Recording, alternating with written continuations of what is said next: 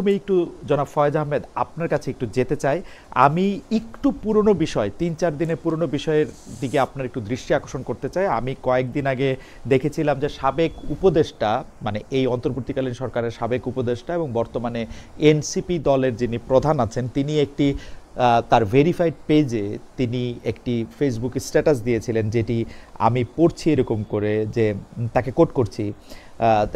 উনি মাহফুজ আলমের উপর লন্ডন দূতাবাসের সামনে হামলার, মানে লন্ডনে বাংলাদেশ দূতাবাসের সামনে হামলার প্রেক্ষিতে তিনি লিখছেন, মাহফুজ আলমের উপর হামলার ঘটনায় কোনোবারই অন্তর্বর্তী সরকার কোনো স্ট্রং পদক্ষেপ নেয় নাই, কোনো শক্ত বার্তা দেয় নাই, কোনো উপদেষ্টা বা প্রেস সচিব একটা মন্তব্যও কখনো করেন নাই। সরকার ও উপদেষ্টা পরিষদের ভেতরেও মাহফুজ আলমকে অপদস্থ হত্যার মৌন সম্মতি তৈরি করা হয়েছে। এই সরকার ও উপদেষ্টাগণ মাহফুজদের যথেচ্ছ ব্যবহার করে এখন মৃত্যুর মুখে ঠেলে দিচ্ছে। আমরা এগুলি মনে রাখছি, রাজনৈতিকভাবে এর জবাব দেওয়া হবে। আমার কোনো প্রশ্ন নাই জনাব ফয়েজ আহমেদ, আপনি যদি এই বিষয়টার মধ্যে থেকে একটু বলতেন। উনি বেশ কয়েকটা স্ট্রং মতামত দিয়েছেন। জি, খালিদ ভাই, আপনাকে ধন্যবাদ। যারা আপনার এই শো এই মুহূর্তে দেখছেন, গণ অভ্যুত্থান সংগঠিত হয়েছে, সেই গণ অভ্যুত্থানের সবচেয়ে বেশি উল্লেখ করার মতো যে মুখ, গণ অভ্যুত্থানের সবচেয়ে বড় পোস্টার বয় নাহিদ ইসলাম।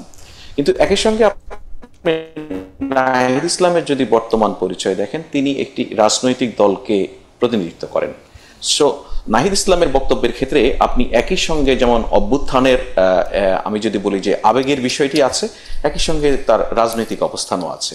সুতরাং নাহিদ ইসলামের বক্তব্যের সরাসরি দেয়ার চেয়ে উপদেষ্টা জনাব মাহফুজ আলমের উপরে যেই হামলা চেষ্টার ঘটনা ঘটেছে লন্ডনে বা নিউ ইয়র্কে, এর প্রত্যেকটি ক্ষেত্রেই সরকারের দিক থেকে যা যা কূটনৈতিক চ্যানেলে করণীয় তার সব ধরনের পদক্ষেপ নেওয়া হয়েছে।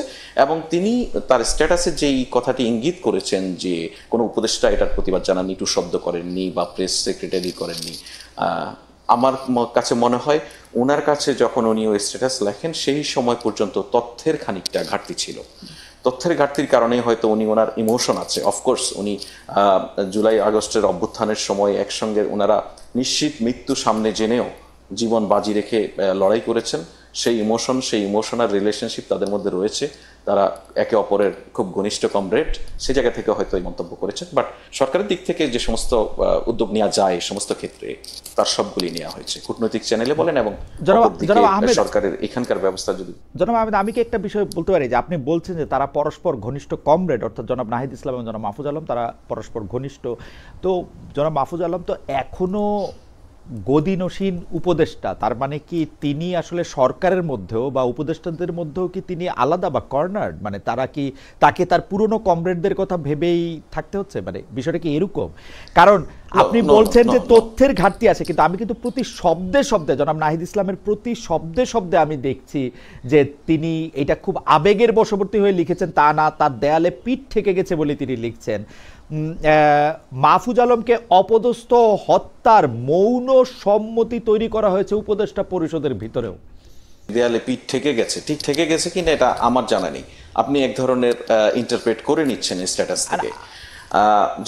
জনাব মাহফুজ আলমের উপরে যে লন্ডনে বা নিউ ইয়র্কে যে হামলার ঘটনা ঘটেছে, এটা অত্যন্ত ন্যাক্কারজনক এবং এটা খুবই পরিষ্কার যে এই হামলা কারা করেছে। তারা ঘোষণা দিয়ে হামলা করার চেষ্টা করেছে, যদিও মাহফুজ আলম ওখানে ছিলেন না যেখানে হামলাটি হয়েছে, বা মাহফুজ আলমকে টার্গেট যেভাবে করেছেন সেভাবে সরকারের দিক থেকে যে ধরনের কৌশলগত নিরাপত্তার জন্য যে সমস্ত কৌশল সেখানে নেওয়া হয় সেটা সাকসেসফুল হয়েছে বলেই কিন্তু মাহফুজ আলম আক্রান্ত হননি কোথাও। তারা চেষ্টা করেছে, যারা এই অভ্যুত্থানের বিরোধী শক্তি বা যারা পতিত পরাজিত ফেসিবাদ, তারা এই চেষ্টাটা করছেন। আপনি জানেন যে অভ্যুত্থানের পর বাংলাদেশ থেকে বহু আওয়ামী লীগের নেতা কর্মী তারা পালিয়ে গেছে, তাদের কেউ ভারতে আছে, কেউ লন্ডনে আছে, কেউ নিউ ইয়র্কে আছে, আর অন্যান্য দেশেও আছে। সেই জায়গায় তারা যেহেতু ওই দেশগুলিতে এই ধরনের ডেমনস্ট্রেশন করার ক্ষেত্রে এক ধরনের অবাধ সুযোগ রয়েছে, সেই সুযোগটি নিয়ে থাকেন। আরেকটি জিনিস খালিদ ভাই আমি আপনাকে একটু জাস্ট উল্লেখ করি, এটা আমার অভিজ্ঞতার জায়গা থেকে বা আমি বিভিন্ন প্রবাসীদের সঙ্গে কথা বলে যেটা জানতে পেরেছি সেই জায়গা থেকে বলি। লন্ডনেও যখন আমরা গিয়েছিলাম এই ধরনের পরিস্থিতি আমরা দেখেছি নিজে। তো সেখানে যেটা হয় যে এই ধরনের ডেমনস্ট্রেশনগুলি করার ক্ষেত্রে বেশ কিছু লোক থাকে লন্ডনে বা নিউ ইয়র্কে, এরা হচ্ছে অ্যাসাইলাম সিকার। তারা ওখানে অ্যাসাইলাম সিক করে। তো অ্যাসাইলাম সিক করার ক্ষেত্রে তারা ইনকামবেন্ট যে গভর্নমেন্ট থাকে এখানকার, সেই ইনকামবেন্ট গভর্নমেন্টের সঙ্গে তাদের সম্পর্ক যে খুবই খারাপ, তারা যে দেশে ফেরার অবস্থায় নেই, এই ধরনের বিষয়গুলি প্রমাণের জন্য অনেক সময় এই ধরনের কাজ করে জনাব ফয়েজ আহমেদ, তো এখানে জনাব ফয়েজ আহমেদ, আমি আপনাকে যে দিকটাতে মানে কাইন্ডলি একটু দেখতে বলতেছি, সেই দিকটা হচ্ছে এরকম। আপনি বলতেছেন আওয়ামী ফেসিবাদ, পতিত পরাজিত ফেসিস্টরা আক্রমণ করতেছে, কিন্তু জনাব নাহিদ ইসলাম মনে করতেছেন, আমি আবার বলি, জনাব নাহিদ ইসলাম মনে করতেছেন উপদেষ্টা পরিষদের ভিতরেও মাহফুজ আলমকে অপদস্থ হত্যার মৌন সম্মতি তৈরি করা হয়েছে। আমার কনসার্ন কিন্তু এই যে আওয়ামী লীগের যারা বিদেশে আছে, এটা কমপ্লিটলি অমূলক, এবং আমি মনে করি এটা জনাব নাহিদ ইসলামের আবেগের বহিঃপ্রকাশ। এটা আমরা তো উপদেষ্টা পরিষদে এটা আমরা ভাবতেও পারি না এই ধরনের কোনো কিছু। এটা মানে এটা ঠিক নয়। আমি যেটা আগেও বলছিলাম যে অভ্যুত্থানের শক্তি, অভ্যুত্থানের, জি আপনি শেষ করেন প্লিজ। এটা কিছুটা ইমোশন তো থাকবেই, সেই ইমোশনকে আমি সম্মান করি, শ্রদ্ধা করি, এবং জনাব নাহিদ ইসলামের প্রতি, মাহফুজ আলমের প্রতি নাহিদ ইসলামের এই ধরনের ইমোশন থাকবে, এটা খুব স্বাভাবিক এবং থাকাই উচিত। মানে আর উপদেষ্টা পরিষদে আর কারো প্রতি থাকবে না নাহিদ ইসলামের কোনো ইমোশন? ডক্টর ইউনূসের প্রতি থাকবে না? আপনাদের প্রতি থাকবে না? দেখুন, উনি তো উপদেষ্টা পরিষদকে না, খেয়াল করেন জনাব ফয়েজ আহমেদ, আমি যেটা বুঝতে চেয়েছি আপনি খেয়াল করেন, উনি কিন্তু সেই স্ট্যাটাসটা এখন আপনি বুঝতে পেরেছেন।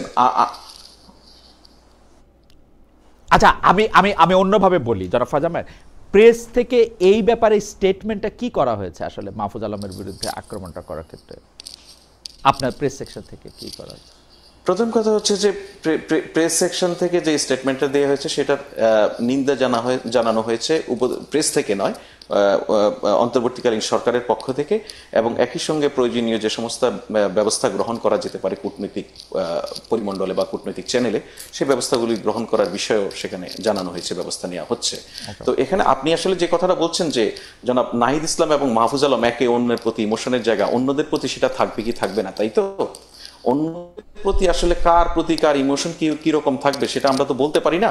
তবে একটা অভ্যুত্থানের মধ্যে দিয়ে, ধরুন আপনার একজন দীর্ঘদিনের সহকর্মী, আপনার একজন দীর্ঘদিনের স্কুল ফ্রেন্ড, কলেজ ফ্রেন্ড, তার জন্য আপনার যেরকম ইমোশন থাকবে বলে আমরা খুব সাধারণভাবে ধরে নেই, আপনার সঙ্গে একই রকম সম্পর্ক নয় বা একই রকম অবস্থার মধ্য দিয়ে আসেননি, তার সঙ্গে আপনার সম্পর্কটা ঠিক কেমন হবে এটা বা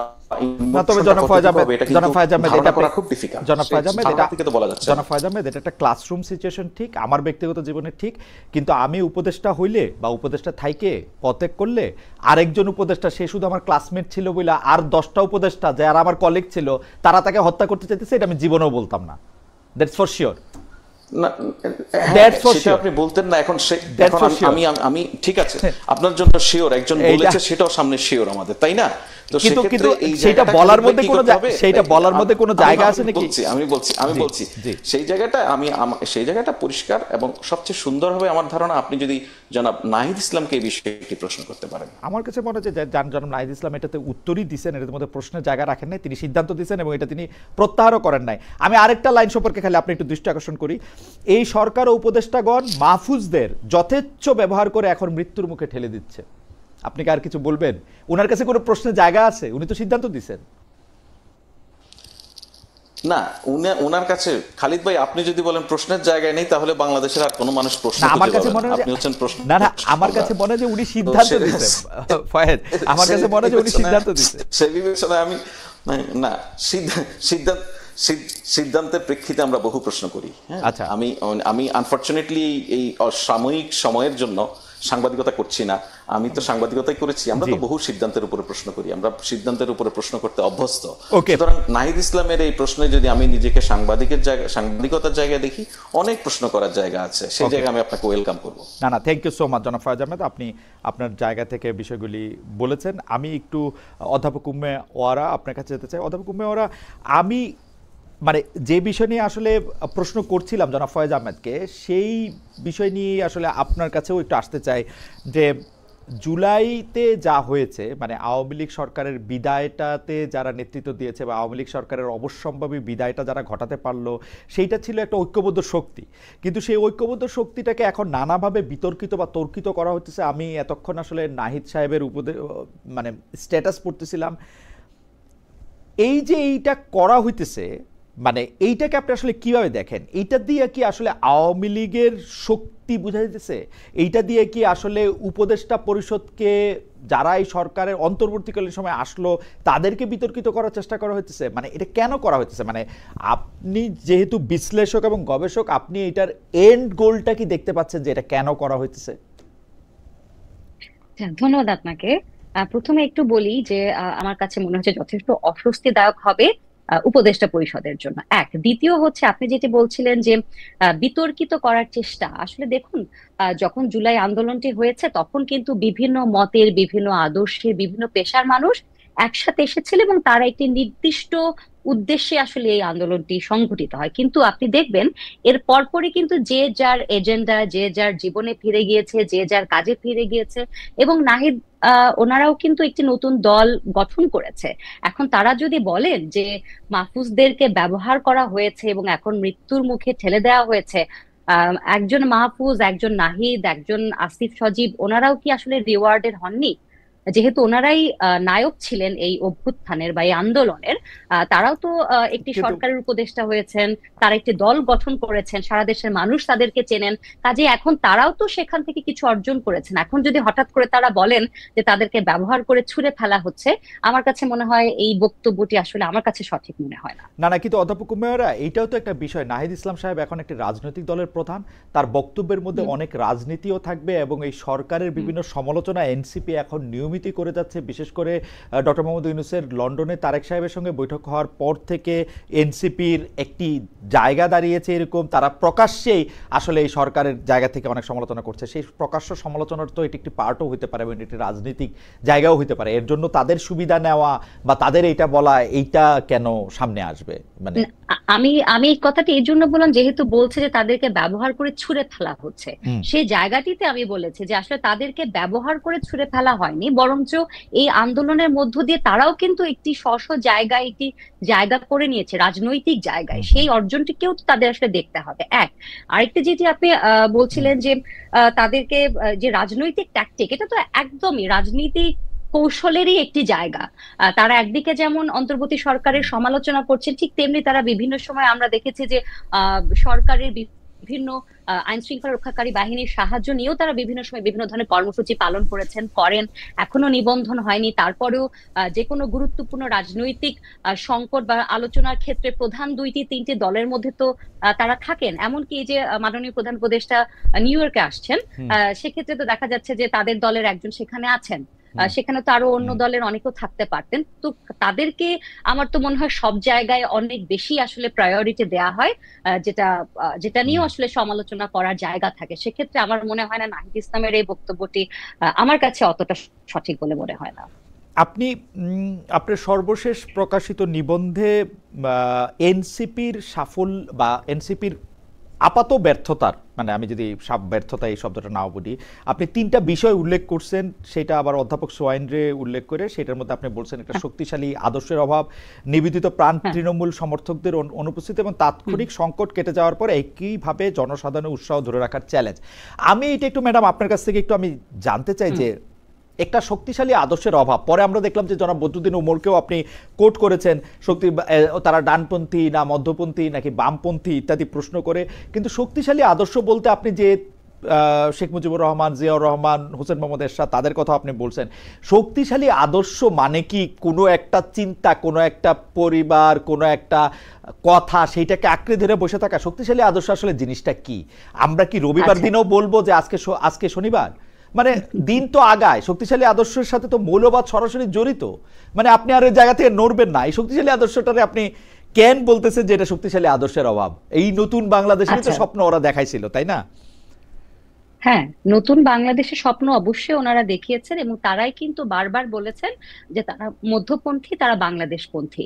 এখন মধ্যপন্থী বলতে আসলে কি বোঝায়? একটা লিবারেল জায়গা থেকে হয়তোবা বাংলাদেশের দেখবেন একটা বিশাল জনগোষ্ঠী কিন্তু এখনো নারীর অধিকার নিয়ে, সংবিধান নিয়ে, শ্রমিকের মজুরি নিয়ে, এই ধরনের বিষয়গুলো কিন্তু তাদের কাছে ম্যাটার করে ভোট দেওয়ার আগে। তা আপনি যখন বলছেন আপনি মধ্যপন্থা, তার মানে হচ্ছে আপনি কোনো এক্সট্রিম জায়গায় যাচ্ছেন না। কিন্তু একই সাথে আবার দেখা যাচ্ছে যে তাদের দলেরই অন্য অনেক নেতা বিভিন্ন সময় তারা ডানপন্থী দলগুলোর সাথে তারা হয়তো আলোচনা করছেন। অনেক সময় দেখা যাচ্ছে তারা আবার যেমন নাহিদ ইসলাম নিজেই একটি জায়গায় বলেছেন যে উনি সেকুলারিজম বা ধর্মনিরপেক্ষতা এগুলোর বাইরে গিয়ে উনি কথা বলতে চান। এখন ধর্মনিরপেক্ষতা মানে তো আসলে ধর্মের বাইরে গিয়ে কথা বলা নয়। সেকুলারিজম মানেই তো মধ্যপন্থা, যে আপনি মনে করছেন সমস্ত ধর্মকে আপনি সমানভাবে দেখবেন এবং ধর্মের ভিত্তিতে কেউ সুবিধাও পাবে না, কেউ অসুবিধার মধ্যে পড়বে না। কাজেই তাদের কথার মধ্যে কিন্তু এবং কাজের মধ্যে কিন্তু অনেক ধরনের সাংঘর্ষিক জায়গা ছিল। এবং আপনি যখন আওয়ামী লীগের কথা বলবেন তাদের একটি নির্দিষ্ট গোল, একটি উদ্দেশ্য থাকে। আপনি যখন বিএনপির কথা বলবেন, আপনি যখন জামায়াত ইসলামীর কথা বলবেন, প্রত্যেকটা দলেরই কিন্তু আপনি না জানেন যে না এই দলটি অধ্যাপক আসলে কি ওয়ারা, বলতে আমি চায়। আমি আপনার সাথে একটু দ্বিমত পোষণ করি। আপনার কি সত্যি মনে হয় আওয়ামী জি লীগের একটা নির্দিষ্ট গোল ছিল? আওয়ামী লীগ মুখে ধরুন গণতন্ত্র সমাজতন্ত্রের কথা বলেছে, কিন্তু দুনিয়ার মৌলবাদী সংস্থার সাথে তাদের মতামত ছিল। এবং আপনার মনে থাকবে যে পাঠ্যপুস্তকে 52টি পরিবর্তন তারা করেছিল, যে একটি মানে সম্ভবত হেফাজতে ইসলামীর আপত্তির মুখে তারা বারবার বাংলাদেশের মানুষকে একদিকে সেকুলারিজম দেখাইছে, আরেকদিকে ইসলামী মৌলবাদ দেখাইছে, আরেকদিকে এই মৌলবাদগুলিকে উস্কে দেওয়ার জন্য সব রকম কাজ করছে। সেটাকে কি আপনি একটা কন্ডিশন এটা বলবেন কিনা? এক। না দুই হচ্ছে আপনি যদি একটু খেয়াল করেন, আপনি এটা নিয়ে কাজ করেন, সেই জন্য আপনি নিশ্চয়ই বেশি করেই খেয়াল করেন বাংলাদেশে কিন্তু সেকুলারিজম বা ধর্মনিরপেক্ষতার মানে যেটা ডিকশনারি মিনিং, সেটা কিন্তু আসলে না। বাংলাদেশে ধর্মনিরপেক্ষতার মানে হচ্ছে যে ধর্ম করতেছে তাকে আলাদা করে আদার করে রাখা। ওইটাও আপনি একটু অ্যাড্রেস করবেন কিনা? Right, right. এখন দেখেন, আমি যেটা বলছিলাম যে প্রত্যেকটা দলের একটা ফর্মাল একটা গোল বা উদ্দেশ্য, একটা তাদের কথা থাকে যে এই দলের কথা কোনটি, এই দলের কথা কোনটি। নির্বাচনী ইশতেহারে কিন্তু আমরা দেখি, আচ্ছা বিএনপি এবার কি বলছে, জামায়াত ইসলামী কি বলছে, বা আমরা দেখবো এনসিপি কি বলছে। এখন আপনি সেগুলো কিভাবে কতখানি বাস্তবায়ন করবেন, ভোটের রাজনীতির পরে আপনি রাজনৈতিক কি কৌশল অবলম্বন করবেন, সেটা তো ভিন্ন আলাপ। কিন্তু আমি বলতে চাইছি, একটি নতুন দল হিসেবে তারা যখন আসছে, একটি যোগ্য বিকল্প হিসেবে নিজেদেরকে সামনে দাঁড় করানোর চেষ্টা করছিলেন। যে বংশগত যে রাজনীতিগুলো আমাদের দেশে আছে বা ভারতীয় উপমহাদেশে আছে, সেগুলোর বাইরে গিয়ে একদম সাধারণ পরিবার থেকে আসা যারা আন্দোলন করেছে তাদের নেতৃত্বে তারা যখন আসলো, প্রথমে কিন্তু প্রত্যেকে একটা আশাবাদী ছিলেন যে আচ্ছা তারা কি করবেন আমরা দেখি। কিন্তু আমরা দেখলাম যে তারা এখন পর্যন্ত তাদের গঠনতন্ত্র কি, তারা কোন বিষয়গুলোতে আসলে ফোকাস করতে চায়। এবং আরেকটি কথা কিন্তু বদরুদ্দিন ওমর বলেছেন যে এখন পর্যন্ত শ্রমিক কৃষকদের পক্ষেও তাদেরকে কথা বলতে দেখলাম না। দেখবেন তারা যখনই কোনো বিষয় নিয়ে আন্দোলন করছে, মাঠে নামছে, সেটা সাধারণত তাদের রাজনৈতিক কোনো উদ্দেশ্যকে মাথায় রেখে। কিন্তু যখনই কোনো মানবাধিকার লঙ্ঘন হচ্ছে, সেগুলো নিয়ে তাদেরকে ততটা স্ট্রংলি কিন্তু আমরা আসলে মাঠে নামতে দেখি না। তো সেটাই আমি বলছি যে আপনি যখন বিকল্প হিসেবে নিজেকে দাঁড় করানোর চেষ্টা করবেন, আপনাকে আসলে মানুষের পালসটা বুঝতে হবে, যে মানুষ আসলে আগে কোন বিষয়গুলো পায়নি রাজনৈতিক দল থেকে, এখন কোন বিষয়গুলো আপনি মানুষকে আসলে দিতে চাইছেন। সেই জায়গাটাতে তাদের ক্লারিটির জায়গাতে একটা সমস্যা ছিল। আর দ্বিতীয়ত ধর্মের কথা যেটি বললেন আপনি, যে সেকুলারিজমের কথা, যে হ্যাঁ আমাদের দেশে আমরা ধর্ম নিরপেক্ষতা মানে ভাবি সে মানুষটি নাস্তিক, তিনি আসলে ধর্ম বিশ্বাস করেন না, বা এই ধরনের অনেক ধরনের কিছু ভুল ভ্রান্তি আমাদের মধ্যে রয়েছে। কিন্তু এটা কি আপনার মনে হয় না যে এই নতুন তরুণ দলটির একটি দায়িত্ব ছিল যে এই বিষয়গুলোকে আরো একটু ক্লারিফাই করা, এই বিষয়গুলো নিয়ে সামনে আসা, বা ধর্ম যে আসলে কাউকে সুবিধা দেয়া বা অসুবিধা দেওয়ার জায়গা না, এটা একটি একেবারে নিজস্ব একটি ব্যাপার, সেই জায়গাটা তো আসলে আমাদের ক্লারিফাই করতে হবে। আমার কাছে মনে হয় যে আপনি শুধু এই ব্যাপারটাতে একটু এইটা দেখবেন কিনা, যে বাংলাদেশের রাজনীতিতে ধর্মকে যেভাবে ব্যবহার করা হয়েছে, বিশেষ করে আওয়ামী লীগ বিএনপি যেভাবে ব্যবহার করছে, যাদের নামের সাথে আসলে ইসলাম নাই, তারা যেভাবে ব্যবহার করছে, তারপরে আইসা নতুন একটা রাজনৈতিক দলের জন্য মানে একটা ধর্মরে আলাদাভাবে ব্যবহার না করে একটা প্ল্যাটফর্ম দেওয়া, একটা প্ল্যাটফর্মে কাজ করা, এটা কিন্তু আসলে খুবই জটিল। এবং তারা কিন্তু কোনোভাবেই, আপনারা যারা গবেষক আছেন, শিক্ষক আছেন, প্রাবন্ধিক আছেন, তাদের সহায়তা আসলে পায় নাই যে কিভাবে হইলে একটা মানুষকে আরেকটা জায়গা থেকে আদার করতে হবে না। আমরা কিন্তু একটা দীর্ঘ সময় ধরে দেখছি যে সে শুধু একটা দল করে, আদর্শ করে, একটা মুসলমানের একটা দল করে ধরা যাক, তাকে আমরা একটা কর্নার করে রাখবো, কারণ তার কথা আমরা এখন শুনবই না। ওই যখন একটা পরিস্থিতি তৈরি হয়, তখন ওদের আর এর চেয়ে বেটার কি করা ছিল? এবং ওদের তো সময় তো শেষ হয়ে যায় না, 6 মাস 8 মাস হয়েছে দলটা হয়েছে। Right, right. কিন্তু মুশকিল হচ্ছে যে আমাদের সামনে তো নির্বাচন, জাতীয় নির্বাচন, এবং এনসিপি তো মনে করছে যে তারা এই জাতীয় নির্বাচনে একটি গুরুত্বপূর্ণ ভূমিকা পালন করবে, এবং সেই কারণেই তো তারা তড়িঘড়ি করে একটা রাজনৈতিক দল তৈরি করলো। এতটা তাড়াহুড়া করে তাদের রাজনৈতিক দল তৈরি না করে নিজেদেরকে আরো গ্রুমিং করে, এবং এই যে আপনি মাত্রই বললেন যে বিশেষজ্ঞদের মতামত নিয়ে এই বিষয়ে যারা এক্সপার্ট তাদের সাথে কথা বলে তাদের গঠনতন্ত্র কি হবে, তাদের মূল জায়গায় কারা কারা থাকবেন, সেটা তারও সময় নিয়ে তারা করতে পারতেন। যেহেতু তারা এতটা দ্রুততার সাথে করেছেন, আমি ধরেই নিচ্ছি যে তারা আগামী নির্বাচনকে টার্গেট করেই তারা এই নতুন দলটি তৈরি করেছেন। এখন আপনি যদি বলছেন যে বাংলাদেশি যে ধর্মকে প্রত্যেকটি রাজনৈতিক দলই বিভিন্ন ভাবে ব্যবহার করেছে, সেটি একটি নতুন রাজনৈতিক দলের পক্ষে আসলে সেটির বাইরে গিয়ে চিন্তা করা জটিল। কিন্তু তাহলে আপনি আমাকে বলেন, আমি তাহলে পুরনো দোকান থেকে দ্রব্য না কিনে নতুন দোকানে কেন যাব? ওকে, তাকে তো নতুন কিছু আমাকে অফার করতে হবে, সেই জায়গাটি তো আমাদেরকে দিতে হবে। আপনি এখন পর্যন্ত তাদের কাছে নতুন কিছু পাচ্ছেন না, আমরা আবার আপনার কাছে আসবো। কিন্তু আপনি অধ্যাপক সোয়াইনকে উল্লেখ করে যে তিনটা বিষয় বলছেন সেইটা আমার কাছে নতুন মনে হচ্ছে, কারণ আপনিই বলতেছেন যে তাদের মধ্যে শক্তিশালী আদর্শের অভাব রয়েছে, অর্থাৎ তারা কোনো আওয়ামী লীগ বা বিএনপির মতো বা জামাতে ইসলামের মতো কোনো একটা খুঁটি গাইরা ধরে তারা বসে থাকে নাই। নিবেদিত প্রাণ তৃণমূল সমর্থকদের অনুপস্থিতি রয়েছে। বাংলাদেশের তৃণমূল সমর্থকদের রাজনীতি আসলেই অনেক কঠিন হয়েছে। এটা যদি একটা বড় ধরনের ভূমিকম্প না হয় সেটা এটা হবে, এবং তাৎক্ষণিক সংকট কেটে যাওয়ার পর একইভাবে জনসাধারণের উৎসাহ ধরে রাখার চ্যালেঞ্জ। আমি ব্যাপারটা আপনার কাছে মানে থেকে যাওয়ার আগে আমি এটা বলে রাখি যে এটা তো আসলে অপিনিয়ন লিডার আমরা যারা, আপনারা যারা আছেন, তারা এটাকে কিভাবে ব্যবহার করতেছেন সেটার উপর আসলে এটা ডিপেন্ড করে। আমি আসছি আবার আপনার কাছে অন্য প্রশ্ন নিয়ে। তার আগে জনাব ফয়েজ আহমেদকে জিজ্ঞেস করতে চাই। ফয়েজ আহমেদ, এই বিষয়টা একটু নতুন, আগের বছর যেটা হয়নি, অন্য কোনো বিদেশ সফরেও যেটা দেখা যায়নি, কিন্তু মানে অনেকেই বলছেন এবারই প্রথম দেখা যাচ্ছে জাতিসংঘ অধিবেশনে ডক্টর ইউনূসের সফর সঙ্গী হচ্ছেন 3টি দলের 4 জন নেতা। এর মধ্যে বিএনপির 2 জন, জামায়াত ও এনসিপির 1 জন করে নেতা, মানে নির্দলীয় সরকার প্রধান বা অন্তর্বর্তী সরকারের প্রধান 3টা রাজনৈতিক দলের 4 জন নেতাকে নিয়ে কেন সফর করতেছেন? কেন একটা রাজনৈতিক দলের 2 জন নেতা থাকছে? জামায়াত বা এনসিপি বা বিএনপি আসলে কোন ক্রাইটেরিয়া নেবে, কোন ক্যাটাগরিতে তারা ইনক্লুডেড হইলেন? মানে বিএনপি 2 জনই বা কেন, ওরা 3 জনই বা কেন? মানে আপনার প্রশ্ন পরিষ্কার। এইটা মানে 2 জন করা বা ওরা 1 জন কেন, এইটা খুব গুরুত্বপূর্ণ ওই অর্থে নয়। আমরা দলগুলোর পার্টিসিপেশনটা নিশ্চিত করার চেষ্টা করেছি, এবং বিএনপি হয়তো মনে করেছে যে জনাব তারেক রহমান যে অ্যাক্টিং চেয়ারম্যান, ওনার পররাষ্ট্র বিষয়ক যিনি উপদেষ্টা রয়েছেন ওনাকে সেখানে নমিনেট করেছেন, যেহেতু পররাষ্ট্র বিষয়ক কার্যক্রম এখানে থাকবে সেই বিবেচনায়। কিন্তু মূল কথা হচ্ছে যে সরকারের দিক থেকে কেন এই রাজনৈতিক দলগুলির প্রতিনিধিকে এই সফরে অন্তর্ভুক্ত করা হলো সেটা, তাই তো? না, এই তিনটা দলটাও একটু বললেন, মানে কেন বিএনপি, কেন এনসিপি, কেন জামায়াত ইসলামী? জি বলবো। তো সরকারের দিক থেকে মনে করা হচ্ছে যে এই যে জাতিসংঘের যে অধিবেশনে ইন্টারিম গভর্নমেন্টের প্রধান বাংলাদেশকে প্রতিনিধিত্ব করবেন, এইটা অলমোস্ট এই সরকারের শেষ দিকে এসে একটা বড় কর্মসূচি। এই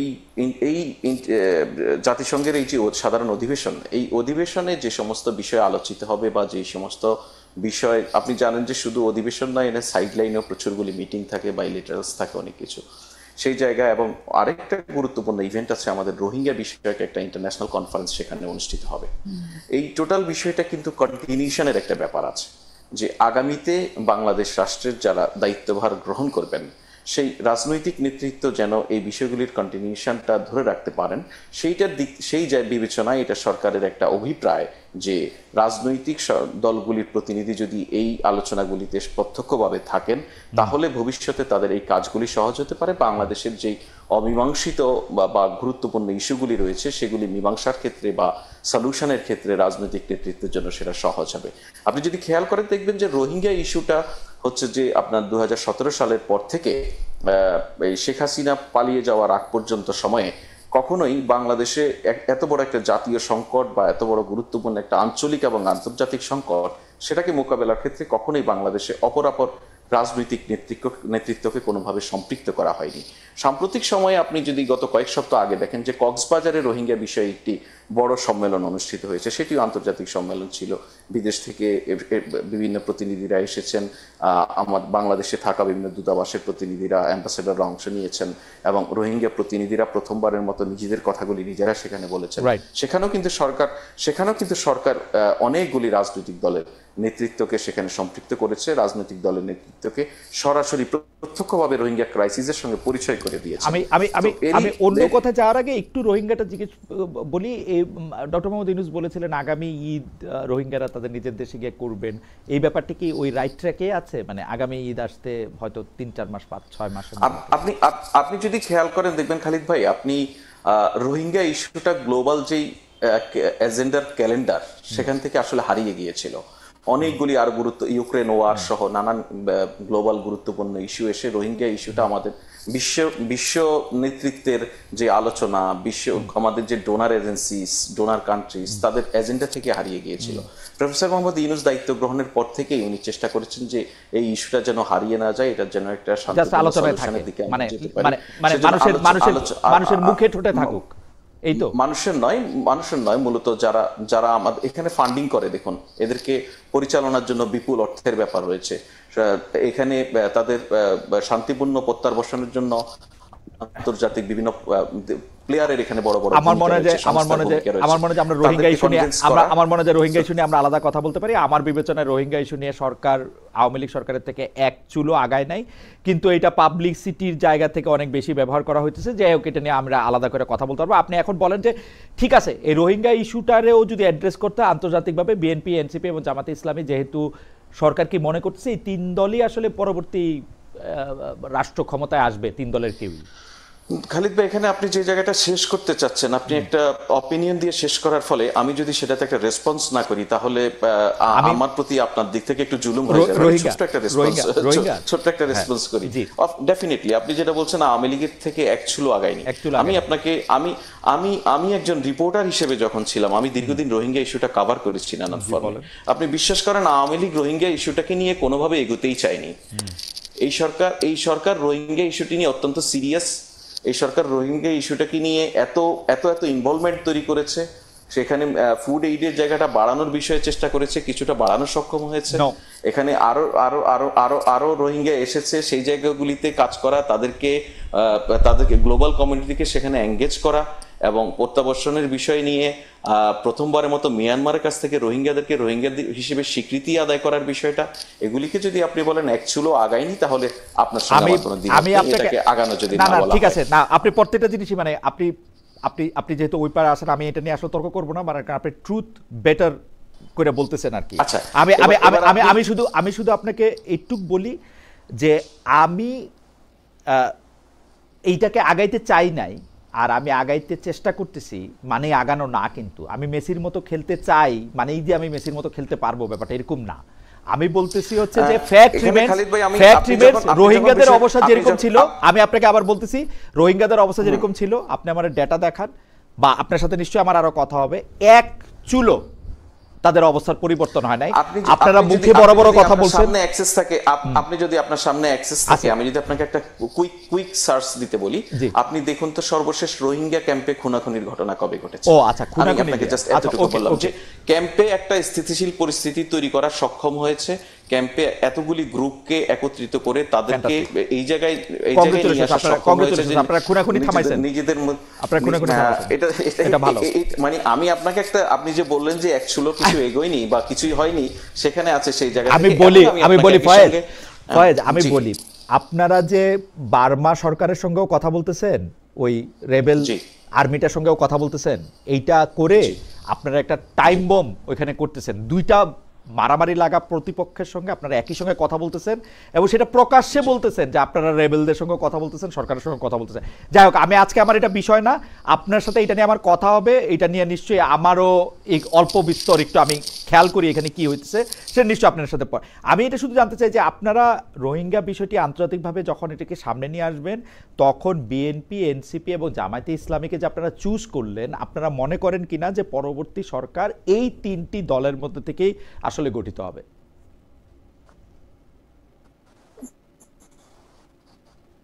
দেখুন, বাংলাদেশে বর্তমানে রাজনৈতিক দলগুলি নানানভাবে নেতৃত্ব দিচ্ছে, নানানভাবে আলোচনায় আসছে। ধরুন এনসিপি কে নিয়েই সর্বোচ্চ বেশি আলোচনা আপনার মধ্যে এখানে হতে পারে, আমি ধরে নেই যে বিএনপি আগামীতে সরকার গঠন করতে পারে, এর একটা ব্যাপক সম্ভাবনা রয়েছে। একই সঙ্গে জামাত তার রাজনীতিতে তার নানানভাবে ইনফ্লুয়েন্স তৈরি করতে সক্ষম হয়েছে, তার সক্ষমতা নানান ক্ষেত্রে দেখিয়েছে, সেই জন্য জামাত আলোচিত। বা রাজনৈতিক বিবেচনায় যদি আপনি দেখেন তাহলে বিএনপির পরে এখানে বড় দল হিসেবে জামাতকে বিবেচনা করা হয়। আরেকটা হচ্ছে যেটা নিয়ে আপত্তি বা যেটা নিয়ে কথা হতে পারে আপনার, সেটা হচ্ছে ওয়াই এনসিপি, তাই তো? তো এনসিপির বিষয়টা হচ্ছে, দেখুন এনসিপি রাজনীতিতে নিজেদেরকে কতটা গুরুত্বপূর্ণ না না, করে আমার তুলেছে কিন্তু বা হোয়াই তুলতে তিনটার পেরেছে কিনা, ক্ষেত্রে, সেটা হোয়াই নিয়ে তিনটার ক্ষেত্রে লম্বা- ফয়েজ, লম্বা- ফয়েজ আমার হোয়াই তিনটার লম্বা- ক্ষেত্রে, আমি একটু খালি কথা এনসিপির শেষ ক্ষেত্রে করি। না, খালি এনসিপির ক্ষেত্রে না। না, তো লম্বা লম্বা ডিবেট হতে পারে, কিন্তু আমি আপনাকে যদি বলি যে আজকে এখন পর্যন্ত আপনার এই আলোচনায় যে কমিউনিটি আলোচনা হয়েছে, সেই কমিউনিটি কতটুকু জুড়ে এনসিপি ছিল সেটা আপনি একবার চিন্তা করেন। আমার তো পুরো জীবন জুড়ে NCP। এনসিপি কে নানান ভাবে চিন্তা করতে হচ্ছে, এবং অভ্যুত্থানের মধ্য দিয়ে যেই রাজনৈতিক দল গড়ে উঠেছে, সরাসরি আমি বলছি না যে অভ্যুত্থানে যারা অংশ নিয়েছে তাদের প্রত্যেকের রাজনৈতিক দল এনসিপি, অভ্যুত্থানে অংশ নেওয়া যারা নেতৃত্ব দেয় অংশ, তাদের একটা বড় অংশ নিয়েই এনসিপি গড়ে উঠেছে। তারা একটি নতুন রাজনৈতিক দল। তারাও আমাদের যদি সরকারের যদি ক্যাপাসিটির মধ্যে থাকতো, হয়তো সব রাজনৈতিক দলকে ইনক্লুড করার চেষ্টা করা যেত, কিন্তু মনে করা হচ্ছে যে এই রাজনৈতিক দলগুলিকে ইনক্লুড করার মধ্য দিয়ে অপরাপর রাজনৈতিক দলের প্রতিনিধিত্ব এক ধরনের মোটামুটি নিশ্চিত করা সম্ভব হয়। সেই বিবেচনা থেকে এই তিনটি দলকে ইনভাইট করা বা অন্তর্ভুক্ত করা।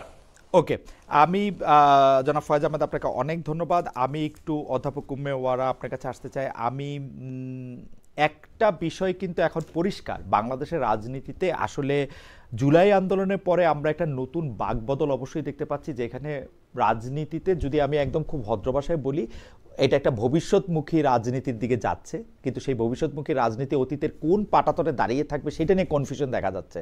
আপনার কথার সাথে আমি কিছুটা একমত, কিন্তু আপনি কি মনে করেন যে এই যে একটা দীর্ঘ সময় আমি যদি বলি যে উমুক রাজাকার, তুমুক ইসলাম বিরোধী, তুমুক ইসলামপন্থী, তার চেহারা এরকম, এইটার বাইরে এসে যে একটা রাজনীতি করার চেষ্টা করা হচ্ছে, কেউ কেউ বলছেন এতে করে আসলে রাজনৈতিক অপরাধ প্রবণতাকেও আসলে উস্কে দেওয়া হচ্ছে। আপনি এইটাকে আসলে কিভাবে দেখেন একজন অপরাধ বিশেষজ্ঞ হিসেবে?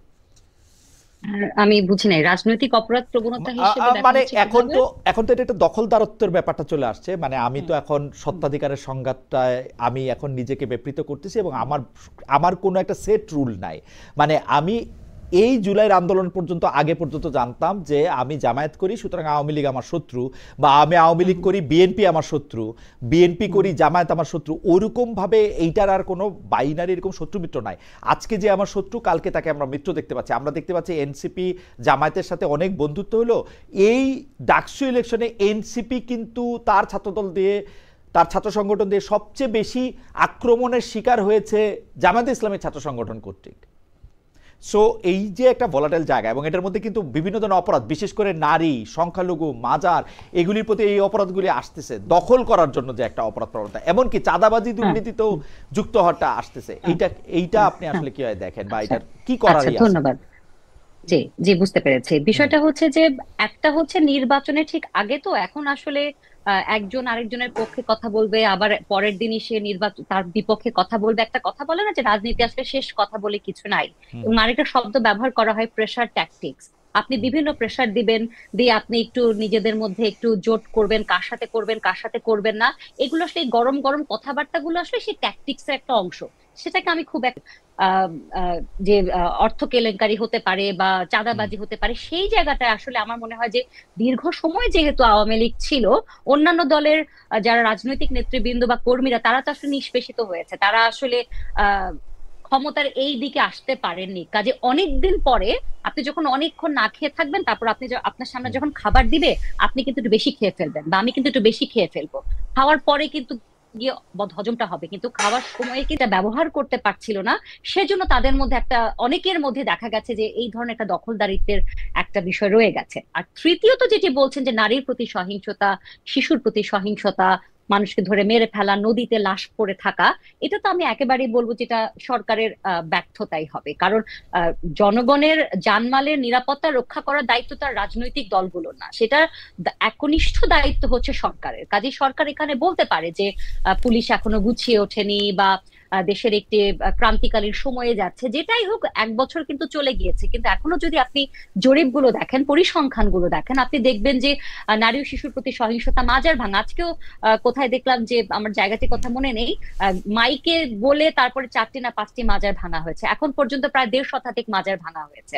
এখন পর্যন্ত অনেক ধরনের ঘটনা ঘটেছে, তৌহিদি জনতা, মব, সন্ত্রাস, এগুলো নিয়ে আমরা অনেক কথা বলেছি। এটা তো আসলে সরকারের ব্যর্থতা, এটা নিতে হবে, কিচ্ছু করার নেই। আমি যদি সরকারে থাকতাম তাহলে আমাকেও এই কথাটি শুনতে হতো। আমি যখন এখন এদিকে আছি, আমাকে আসলে সেই সত্যিটাই বলতে হবে যে এগুলো আসলে নিয়ন্ত্রণ করবার দায়িত্ব একেবারেই সরকারের। এটা যদি বেড়ে যায় এই অপরাধগুলো, সেটা আমাকে বলতে হবে সেটা সরকার ঠিকভাবে সেটিকে আসলে মেনটেন করতে পারেনি। ওকে, এখন আমি একটু প্রেস সেকশনের ব্যাপারটার মধ্যে আসি। আমরা কিন্তু অঙ্ক করে বুঝতে পারি, দেশে যখন এরকম খারাপ অবস্থা হবে তখন প্রেস সচিব বলছেন যে এমন কেউ যে মাজার হামলার ঘটনাটাতেও বা অন্য কোনো নাশকতার ঘটনাটাতেও, যেমন লন্ডনের ঘটনাতেও প্রেস সচিব বা প্রেসের পক্ষ থেকে বলা হচ্ছে যে এটা আওয়ামী লীগ যারা ঘনিষ্ঠ আছেন তারা করতেছেন। আমাদেরও তো এটা মনে হয় যে এতে করে তো আসলে আওয়ামী লীগেরই লাভ হইতেছে। আপনিও এরকম মনে করেন না যে এই কাজগুলিতে যেহেতু আওয়ামী লীগ বেনিফিটেড হইতেছে, অপরাধ বিজ্ঞানের সেই থিওরিতে যে মোটিভ যার অপরাধ তার, তো সেই মোটিভটা তো আওয়ামী লীগেরই, তাই না? আর কার হবে? মানে সরকারের বা বিএনপির কারোই তো কোনো লাভ নাই। না, আপনি একটু আগে যেটা বললেন না যে বাইনারির ওই রাজনীতিটা এখনো আছে কিনা, আসলে আছে। কিন্তু যেমন আপনার সাথেই গত সপ্তাহে দেখলাম যে ডক্টর জাহিদুর রহমানকে নিয়ে উনি ইসলাম নিয়ে কিছু কথা বলছেন, এরপরে দেখলাম ওনাকে নিয়ে অনেক ধরনের মেম হচ্ছে, অনেক ধরনের ভিডিও হচ্ছে, নাস্তিক, এগুলো হচ্ছে। এগুলো এই ট্যাগ দেওয়ার রাজনীতি থেকে আসলে কিন্তু আমরা বের হয়ে আসি নাই। আর দ্বিতীয় যে কথা আপনি যদি বলছেন যে আওয়ামী লীগের লাভ হবে, আওয়ামী লীগ তো এখন আসলে ফরমালি দেশে নাই। তারপরে আপনি যদি মনে করেন তারা নির্বাচন যেন না হয় বা বিশৃঙ্খলা সৃষ্টির চেষ্টা করে, যে কোনো বিরোধী দলই তো আসলে সেটি চেষ্টা করে। যখন আওয়ামী লীগ সরকারে ছিল তখন কি বিরোধী দল চেষ্টা করেনি অরাজকতা তৈরি করার, বিশৃঙ্খলা তৈরি করার? এটা তো একটা নর্মাল ট্যাকটিক্স। কাজে এখানে কে লাভ হবে, কার ক্ষতি হবে, সেটি না দেখে আমি দেখবো যে সরকার আসলে এটিকে কতখানি নিয়ন্ত্রণ করতে পারছে। সরকার যদি সেটিকে নিয়ন্ত্রণ করতে না পারে, সেক্ষেত্রে আসলে এর উপরে তার উপরে দোষ দিয়ে আসলে সেটা আসলে খুব একটা কার্যকরী ভূমিকা পালন করবে না। আমি যদি ধরেও নেই আওয়ামী লীগ করছে, তার তাহলে কি হবে? তাহলে তো তার মানে তো এই না যিনি খুন হচ্ছেন, যিনি ধর্ষণ যাকে করা হচ্ছে, সেক্ষেত্রে তো আসলে সেটি পরিবর্তন হয়ে যাচ্ছে না চিত্রটি। এই ক্ষেত্রে সরকারের একটু দুর্বলতা রয়েছে কিনা সেটি নিয়ে নিশ্চয়ই প্রেস, আমাদের যে সহকারী প্রেস সচিব, সিনিয়র সহকারী প্রেস সচিব রয়েছেন, তার কাছ থেকে আমরা শুনবো। তার আগে আমরা একটু দেখি যে জাতীয় ঐক্যমত্য কমিশনের আলোচনা চলাকালে জুলাই সনদের বাস্তবায়ন দাবিতে আমরা দর্শকদের জানতে চেয়েছিলাম জামায়াতের নেতৃত্বে আন্দোলন স্ববিরোধিতা, এরকম একটি কথা বলেছিলেন বিএনপি নেতা সালাউদ্দিন আহমেদ। আমরা দর্শকদের কাছে আমরা মানে আমি জানি যে প্রেস সেকশনে কাজ করা আসলে নিশ্চয়ই খুব কঠিন। যেমন ধরেন আজকে যে কথাটি আলোচিত হচ্ছে, আমি জানি যে আপনি কিন অবজারভার, শুধু এখন সরকারি কাজ করছেন বলে তাই না, আপনি এগুলি খেয়াল করেন, আপনি এগুলি জমিয়ে রাখেন, এক ধরনের গ্রন্থনা করেন, এবং আপনার কাজ আমি আসলে খুবই পছন্দও করি। তো এই যে মন্ত্রীপাড়ায় নাসিরুদ্দিন পাটোয়ারির গোপন মিশন অপারেশন ছাগল, মানে আসিফ নজরুলের ছাগল চুরি করে জনাব নাসিরুদ্দিন পাটোয়ারি এবং জনাব রিফাত রশিদ মানে খেয়ে ফেলছেন না নিয়ে গেছেন না মজা করছেন বুঝি নাই। আমি এটা বুঝছি জনাব রিফাত রশিদ এনসিপির আরেকজন নেতা, তিনি এটাকে খুব ডিনায়ও করেন, তিনি বলছেন যে হ্যাঁ আমরা এটা করছি, আমরা এটা মজা করে এটা করছি। এইটা আসলে মানে প্রেস, আপনি আমাদের যদি একটু একাডেমিকভাবে একটু বলতেন যে প্রেস সেকশনে এইসব জিনিস আপনারা কিভাবে ডিল করেন, মানে একজন উপদেষ্টা যারা আমরা খালিদ ভাই আপনার জন্য বলি, এটা আমরা ডিল করি না, মানে এটা আমরা জাস্ট শুনলাম, বা আপনি যেরকম একটা খবরে দেখলাম, এর থেকে বেশি প্রেস সেকশনের এখানে কোনো দায়িত্ব আছে বলে আমরা মনে করি না। সো এইটা নিয়ে আমাদের ডিল করার কিছু নেই। তো এতটুকু বলতে পারি, প্রেস সেকশনের কেউ কোথাও দাওয়াত পায়নি। হ্যাঁ, সো এইটা নিয়ে এর চেয়ে বেশি খুব সিরিয়াস কমেন্ট করার মতো ঘটনা এটা আমার কাছে না আসলে। আচ্ছা, আমি কতটা সত্য কতটা মিথ্যা কতটা সিরিয়াস এটা বোঝা খুব মুশকিল। আমি জানি না, আমি শুধু এটার মধ্যে যেহেতু বাংলা আউটলুকের রিপোর্টটার মধ্যে যে দুইজন সেই ছাগল জনাব নাসিরুদ্দিন পাটোয়ারি এবং জনাব রিফাত রশিদের একজনের কোটেশন আছে, সেই জন্য আমি এটাকে একটু, আমার প্রশ্নের একটা দ্বিতীয় ভাগ আছে। দ্বিতীয় ভাগটা হচ্ছে যে আমি কিন্তু আপনারা প্রেস সেকশন থেকে কি করেন, মানে এই প্রেস উইং কি করেন, সেইটার আমি একজন নিবিড় পাঠক দর্শক এরকম বলা যেতে পারে। তো আমার হিসাব Thank মতো you. আমার হিসাবে কিছু ভুলচুক হইতে পারে যে আপনাদের 22 জনের মতো উপদেষ্টা রয়েছেন, 25 জন, আরো 3-4 জন 5 জন মানে উপদেষ্টাদের সহকারী বা প্রতিমন্ত্রী পর্যায়ের রয়েছেন। আমি ধরে নেই যে এদের মধ্যে সংখ্যাটা যদি 30 জন হয়, কোন উপদেষ্টার বা প্রধান উপদেষ্টা বাদে কোন ঘটনা বা কোন অফিস নিয়ে আপনারা কথা বলবেন সেটা কে ঠিক করে দেয় আসলে? এটা কি প্রধান উপদেষ্টা নিজে ঠিক করেন নাকি প্রেস সচিব ঠিক করেন, বা আপনারা কিভাবে ঠিক করেন, মানে এটার সায়েন্সটা কি? না দেখুন, প্রথম হচ্ছে প্রধান উপদেষ্টা দপ্তর, ওনার অধীনস্থ যে সমস্ত দপ্তর আছে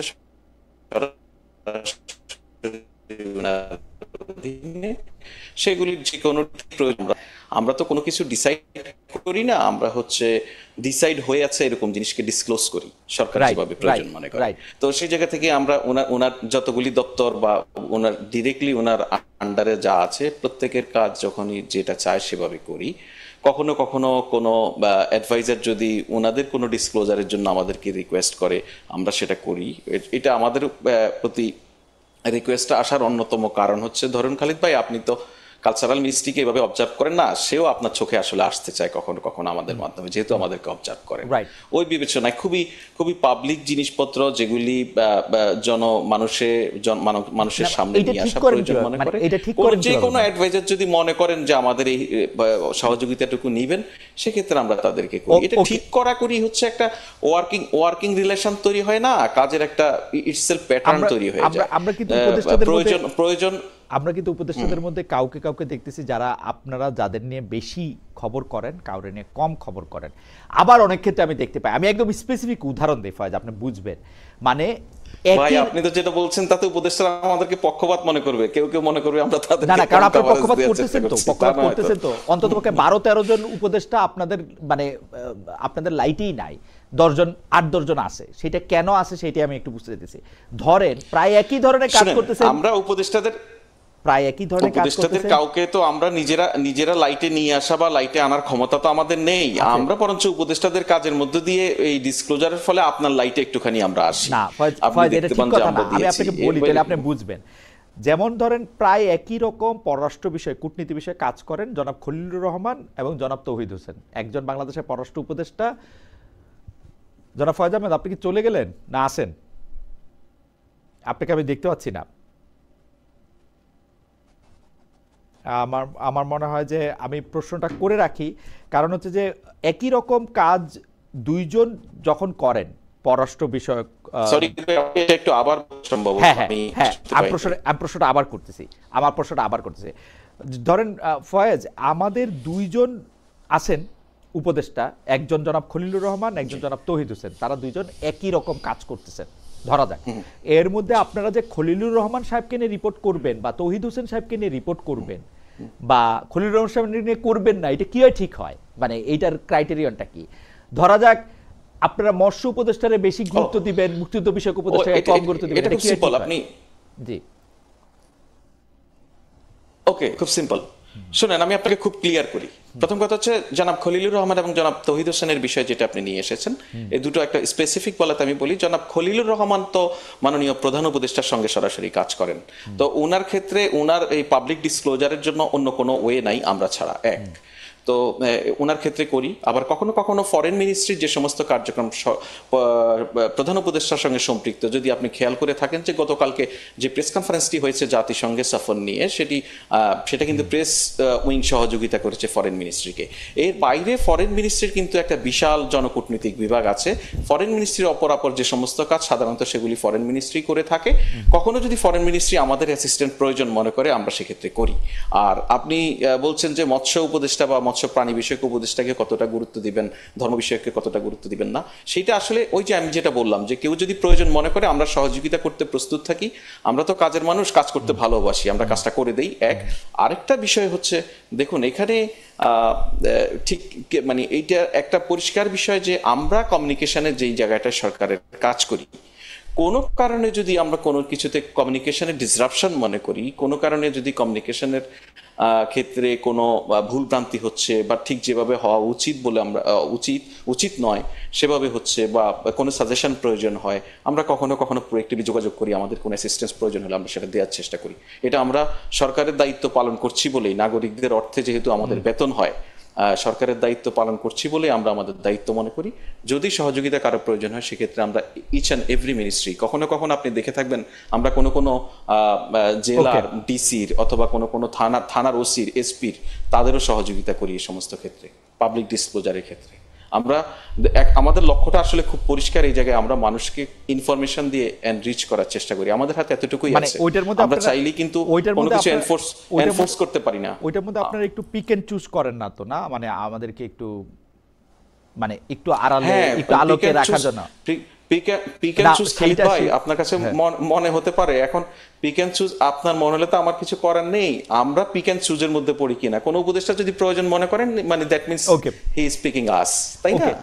সো সেই ক্ষেত্রে আমরা হয়তো পিক এন্ড চুজ, কোন উপদেষ্টা যদি প্রয়োজন মনে করেন যে এটা আমার প্রেস উইং এর সহযোগিতা নেওয়া প্রয়োজন, আসলে আমরা তো এখানে যারা কাজ করি আপনার মোটামুটি সহকর্মী, আমাদের ওই দক্ষতা স্কিল দেখে যেভাবে বুঝেছে, যেভাবে ব্যবহার করতে চায় সেভাবে করে আর কি। Thank you. আমি একটা জটিল কোনো সমীকরণ না। আমি একটু মানে নতুন ধরনের অপরাধ, মানে সেটি অপরাধ কিনা আমি জানি না, মানে মানে যেহেতু আজকে প্রথম আলো একটি প্রধান সংবাদ করেছে, অধ্যাপক ওয়ারা আপনি জানেন, যে সংবাদটি হচ্ছে যে টিউলিপ সিদ্দিক, যিনি লেবারের একজন এমপি, ক্ষমতাসীন লেবার দলের একজন এমপি, তিনি বাংলাদেশের নাগরিকত্বটি এখনো বজায় রেখেছেন, এই মর্মে একটি খবর প্রকাশিত হয়েছে, তার এনআইডি কার্ড, তার পাসপোর্ট ইত্যাদি ইত্যাদি ইত্যাদি, যেটিকে আবার পরে আপনি জানেন যে ডেইলি এক্সপ্রেস, লন্ডনের আরেকটি দৈনিক, তারা ইউ টেক অ্যাবাউট ইট, মানে টিউলিপ সিদ্দিকের মতো ওরকম, এবং উনি তো মানে লেবারে আসলে গুরুত্বপূর্ণ দায়িত্বেই ছিলেন, এবং আমরা জানতে পারি যে তিনি স্টারমারের খুব ঘনিষ্ঠও ছিলেন, যেটি আসলে এক্সপ্রেস আজকে অনেকটা ইঙ্গিত করেছে। আপনি এটাকে আসলে কিভাবে দেখেন, যে মানে তাকে এটা কেন করতে হলো? আচ্ছা, আপনার মতো আমিও আজকেই দেখেছি বিষয়টি, এবং উনি যেহেতু টিউলিপসের দিকে আগে যখন প্রশ্ন করা হয়েছে উনি কিন্তু বারবার বলেছেন যে আমি ব্রিটিশ নাগরিক, আমি বাংলাদেশের নাগরিক নই, কিন্তু আজকে আমরা দেখতে পাচ্ছি যে আবার ওনার এনআইডি কার্ড আছে।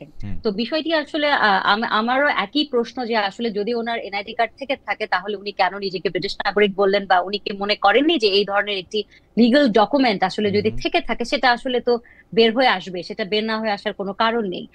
তো সেই জায়গাটিতে আসলে অবশ্যই এটি একটি প্রশ্নর একটি সম্মুখীন হতেই হয়। এবং কিয়ার স্টারমারের বর্তমানে গত কয়েকদিনে কিন্তু আসলে অভিবাসীদের নিয়ে এমনিতেই তিনি ভীষণ চাপের মধ্যে আছেন। অনেক বড় ফার রাইট গ্রুপের একটি বড় একটি সমাবেশও হয়েছে লন্ডনে, এটা আমরা সবাই জানি সেইখানে, এবং টিউলিপ সিদ্দিককে নিয়েও গত 1 বছর ধরে বিভিন্ন সময় বিভিন্ন ধরনের খবর আসছে। কাজে আমিও মনে করি যে এটি হয়তোবা তার এই রাজনৈতিক এখন যে একটি প্রতিকূলতার মধ্যে দিয়ে যাচ্ছেন, সেক্ষেত্রে এই খবরটিও আসলে হয়তোবা একটি মাত্রা যোগ করবে। আপনি নিশ্চয়ই জানেন যে মানে যদিও টিউলিপ সিদ্দিকের আইনজীবী বলছেন বারবার যে এটি আসলে তাকে রাজনৈতিক উদ্দেশ্যে এইটা প্রতিবেদনটি করা হয়েছে, কিন্তু আমরা যদি একটু মনে করাই দেই যে এই ল ফার্মেরই আসলে প্রতিনিধিরা, মানে আমি খবরটি পড়তেছি এখনো, যে একজন মুখপাত্র এই 12 আগস্ট ফিনান্সিয়াল টাইমসে কিন্তু বলতেছিলেন যে টিউলিপের কোনো বাংলাদেশি জাতীয় পরিচয়পত্র বা ভোটার আইডি নেই, শিশু অবস্থার পর থেকে তিনি কখনো পাসপোর্টও রাখেননি। কিন্তু আমরা দেখতে পাচ্ছি যে 2001 সালে তার একটি পাসপোর্টের কথা, 2011 সালে তিনি একটি এনআইডিও রেখেছেন।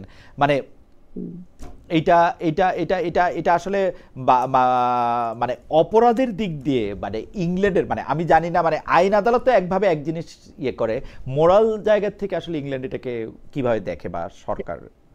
ইংল্যান্ডে তো আসলে মোরাল জায়গাটাকে সবার আগে রাখা হয়। একটা ছোট কোনো একটি খরচের বিলও যদি আপনি না দেন, সেটি নিয়েও আপনার মন্ত্রিত্ব চলে যায় বা আপনাকে রেজিগনেশন দিতে বাধ্য করা হয়। এখানে তো মোরালিটির জায়গাটাই সবার আগে।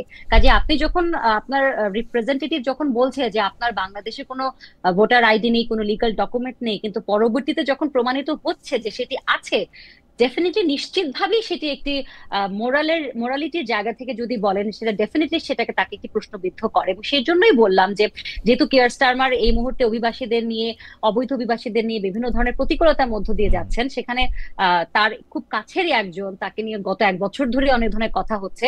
কাজে এই যে উনি একটি লিগ্যাল ডকুমেন্ট আছে কিন্তু উনি বলেছেন নেই, এটা তো ডেফিনেটলি তার একটি অ্যাকাউন্টেবিলিটি, ট্রান্সপারেন্সি জায়গায় অবশ্যই একটি প্রশ্নের মুখোমুখি দাঁড় করায়। অধ্যাপক ওয়ারা, আপনাকে ধন্যবাদ। আমার কতগুলি মানে আমি যেহেতু টাইম ম্যানেজমেন্ট আজকে ফেল করছি, কারণ হচ্ছে জনাব ফয়েজ আহমেদের সাথে কিছু টেকনিক্যাল আলাপ করতে গিয়া। জনাব ফয়েজ, আপনি যদি একটু দ্রুত একটু অ্যাড্রেস করেন তাহলে আমার জন্য একটু ভালো হয় আর কি, মানে এই টাইম ম্যানেজমেন্টের অকৃতকার্যতা একটু দূর হয়। সেটা হলো জনাব আহমেদ, এই জাতীয় নির্বাচনের আগে জুলাই সনদ বাস্তবায়ন, প্রয়োজনে নতুন সংবিধান করা, পিআর জাতীয় পদ্ধতিতে নির্বাচন দাবিতে বলা যায় জামায়াতের নেতৃত্বে বিভিন্ন ধর্মভিত্তিক দল আজ থেকে মাঠে নেমেছে। ঐক্যমত্য কমিশন আলোচনাও শেষ হয়ে যায় নাই, জুলাই সনদও চূড়ান্ত হয় না। এই অবস্থায় মাঠের কর্মসূচির সমালোচনাও করে যাচ্ছে কিন্তু বিএনপি। কিন্তু অন্তর্বর্তী সরকার এত নীরব কেন, নাকি ঠিকই আছে? খালিদ ভাই, আমি আপনাকে একটু সহযোগিতা করি, যেহেতু আপনি টাইমের কথা বলছেনই। এই জায়গাটায় আমি আপনাকে খুব টেকনিক্যাল জায়গায় না যাই, আমি আপনাকে খুব থ্যাংক ইউ পরিষ্কার করে দেখুন। সাম্প্রতিক সময়ে একটা আলোচনায় আমি নিজে অংশ নিয়েছিলাম, সেখানে আলাপ হচ্ছিল যে হঠাৎ করে কেন জাতীয় ঐক্যমত্য কমিশন একদম চুপচাপ।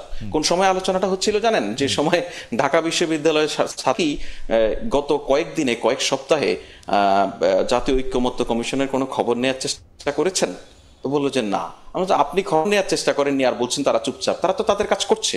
একইভাবে আমি আপনাকে এই জায়গায় বলি, সরকার চুপচাপ নয়, জাতীয় ঐক্যমত্য কমিশনও চুপচাপ নয়। খুব নিবিড়ভাবে এই বিষয়টা যত সুন্দরভাবে ঐক্যমত্যের ভিত্তিতে একটা সলিউশনে পৌঁছানো যায় সেটার চেষ্টা হচ্ছে। আমি আপনাকে যেটা বলছি, আমি কোনো টেকনিক্যাল জায়গায় যাব না। আরেকটা হচ্ছে যে কিছু রাজনৈতিক দল ইতিমধ্যে আলোচনার টেবিলে থাকা সত্ত্বেও অপরদিকে মাঠে কর্মসূচি দিয়েছে। আমি একজন রাজনৈতিক প্রতিবেদক ছিলাম যখন সাংবাদিকতা করেছি। আমার অভিজ্ঞতা হচ্ছে যে রাজনীতিতে এইটা খুব বেশি যে নতুন জিনিস তা নয়। রাজনীতিতে অনেক সময় টেবিলের আলোচনার পাশাপাশি মাঠেও সক্রিয় থেকে বোঝানো হয় সেই দাবি পক্ষের যৌক্তিক বা চাপ যে জনভিত্তি রয়েছে সেটা বোঝানোর একটা চেষ্টা। আমি পলিটিক্যালি এটাকে আন্ডারস্ট্যান্ড করি যেভাবে, এটা একটা বিষয়। আর আপনাকে একটা আমি আশার খবর বলি, সেটা হচ্ছে যে আমার যতটুকু আন্ডারস্ট্যান্ডিং, জাতীয় ঐক্যমত্য কমিশনের কাজ দেখা বা তাদের সঙ্গে পলিটিক্যাল পার্টিগুলির আন্ডারস্ট্যান্ডিং এর জায়গা, নিয়মিত যোগাযোগের জায়গা, তার ভিত্তিতে আমি বিশ্বাস করি আমাদের সবগুলি রাজনৈতিক দল তাদের জায়গা থেকে কিছু ছাড় দিবে। আমাদের সবগুলি রাজনৈতিক দল তাদের জায়গা থেকে এগিয়ে এসে এটা খুব দ্রুতই বাস্তবায়নের পথ পদ্ধতি ঠিক করে একটি জাতীয় ঐক্যমত্যে পৌঁছাতে সক্ষম হবে। খালেদ ভাই, আমি এখানে একটু, আপনি যদিও টেকনিক্যাল বিষয় জানতে চাইছিলেন না, আমি একটু টেকনিক্যাল কথা একটু বলতে চাই, যে এটাকে একটু বলতে পারি? জি প্লিজ, একটু যদি সংক্ষেপে বলেন। জি, গতকালই একটু বলা হয়েছে যে জুলাই ঘোষণাপত্রটাকে কাজে লাগিয়ে আসলে গণভোট বা সংবিধান আদেশের মাধ্যমে জুলাই সনদকে একটি কার্যকরী ভূমিকার দিকে নিয়ে যাওয়া যাবে। তো সেক্ষেত্রে আমার যে টেকনিক্যাল জায়গাটাতে যে সমস্যাটা হচ্ছে গতকাল থেকে, যে আসলে জুলাই ঘোষণা তো কোনো আইনি দলিল না, এটা একটা পলিটিক্যাল একটা অভিপ্রায়ের একটি সমষ্টিগত কিছু ইচ্ছের কথা। কাজে যেটি নিজেই কোনো লিগ্যাল ডকুমেন্ট না, এটা সাংবিধানিক কোনো ভিত্তি নেই, সেটি কিভাবে একটি জুলাই সনদকে আরেকটি ডকুমেন্ট বলে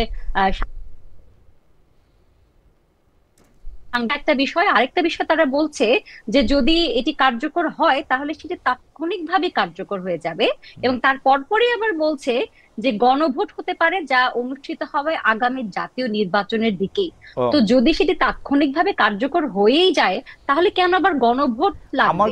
আর গণভোটের মাধ্যমে যদি সেটি আসলে বিপক্ষ কোনো মত আসে তাহলে কি আবার আমরা বলবো জুলাই সনদ আসলে কার্যকরী হচ্ছে না? অধ্যাপক ওয়ারা, আপনি যে প্রশ্নটি তুলেছেন সেটি আমারও মনের প্রশ্ন, কিন্তু আমার ধারণা জনাব ফয়েজ আহমেদ এই প্রশ্নের উত্তর আগে দিয়ে দিয়েছেন। আমার কাছে মনে হয়েছে, তারপর একটু যদি দেন, আমার কাছে মনে হয়েছে যে এগুলি পলিটিক্যাল বার্গেন, এগুলি নানা সময় নানা হবে।